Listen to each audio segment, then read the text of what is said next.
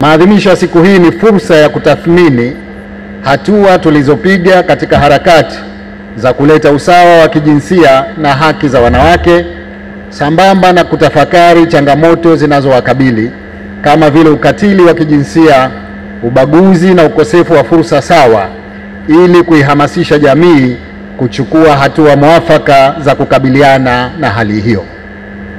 Serikali ya Mapinduzi ya Zanzibar imekuwa mstari wa mbele katika kuhakikisha kuwa wanawake wanapata fursa sawa za kiuchumi kupitia sera na mipango mbalimbali ya uwezeshaji.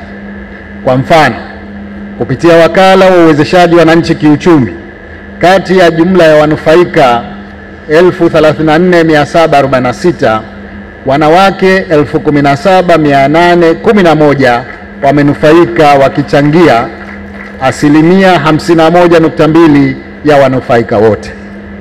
Aidha, hadi kufikia mwezi wa Disemba 2024, serikali kupitia wakala wa uwezeshaji wananchi kiuchumi imewezesha utoaji wa mikopo yenye thamani ya shilingi bilioni 34.9, ambapo shilingi bilioni 21 sawa na 60% zimeelekezwa kwa wanawake.